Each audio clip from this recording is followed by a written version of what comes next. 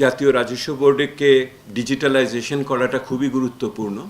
আপনারা লক্ষ্য করে দেখেছেন যে এইবার ডিজিটাল পদ্ধতিকে আপনার কর প্রত্যক্ষ করের আয়কর জমা দেওয়ার উপরে উদ্যোগ নেওয়া হয়েছে।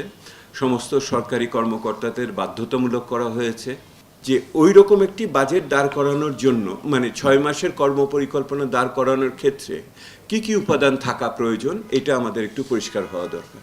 কিছু কিছু বিষয়ে আমার কলিগসরা বলেছেন, আমি তাদের সাথে একমত, কোনো দ্বিমত আমি করি না এটার সাথে। কিন্তু প্রথম যে বিষয়টি দ্বারা আমি শুধু আপনাদের কি বলে শীর্ষ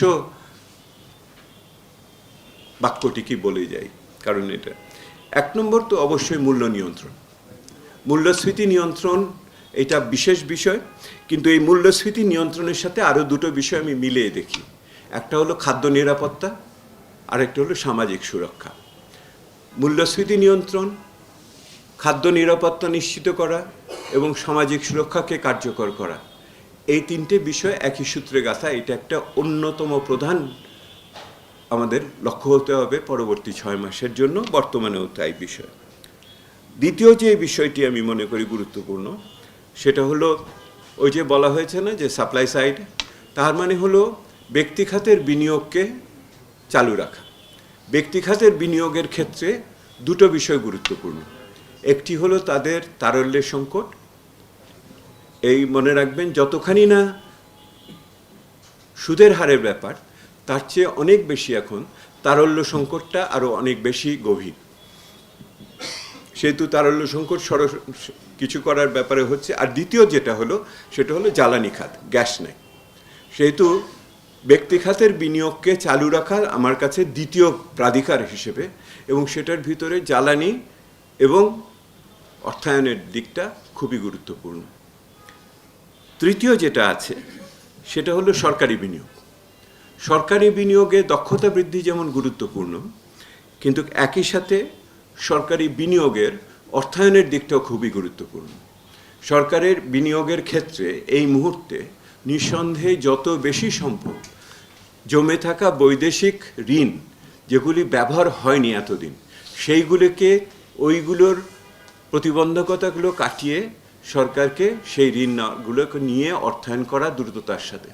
বিশেষ করে যেই সমস্ত প্রকল্প শেষ পর্যায়ে এসে গেছে, সেই প্রকল্পগুলোকে আরও বেশি অগ্রাধিকারের ভিত্তিতে অর্থায়ন করে এটাকে শেষ করা দরকার। এর ভিতরে আগামী বাজেটকে সামনে রেখে যে সমস্ত প্রকল্প আমরা বলি যে আমার ভাষায় যে সুইটহার্ট ডিল যেগুলি আছে, অর্থাৎ বছরের পর বছর আছে 1 লক্ষ 1 কোটি 2 কোটি টাকা দিয়ে ঝুলিয়ে রাখা হয়েছে রাজনৈতিক কারণে, এগুলিকে পরিষ্কার করা, প্রুনিং করা যেগুলি বলা হয়, এই কাজটাকে নিঃসন্দেহে এই সময়কালে শেষ করতে হবে, যাতে একটি স্বচ্ছ অবস্থান থেকে আরেকটি পরিষ্কার পরিচ্ছন্ন অবস্থান থেকে আগামী অর্থ বছরের বাজেটকে আমরা বার্ষিক উন্নয়ন কর্মসূচিকে প্রণয়ন করতে পারি। অর্থাৎ বার্ষিক উন্নয়ন কর্মসূচিকে যে সমস্ত অসুবিধাগুলো আছে এটাগুলোকে ঝেড়ে মুছে পরিষ্কার করে যেতে হবে একই রকমভাবে বৈদেশিক অর্থায়নকে ব্যবহার করার ক্ষেত্রে। চতুর্থ আমার বিষয় হলো কর আহরণ। কর আহরণের ক্ষেত্রে নিঃসন্দেহে চলমান যে উদ্যোগ সেগুলি থাকবে। জাতীয় রাজস্ব বোর্ডকে ডিজিটালাইজেশন করাটা খুবই গুরুত্বপূর্ণ। আপনারা লক্ষ্য করে দেখেছেন যে এইবার ডিজিটাল পদ্ধতিকে আপনার প্রত্যক্ষ করের আয়কর জমা দেওয়ার উপরে উদ্যোগ নেওয়া হয়েছে। সমস্ত সরকারি কর্মকর্তাদের বাধ্যতামূলক করা হয়েছে।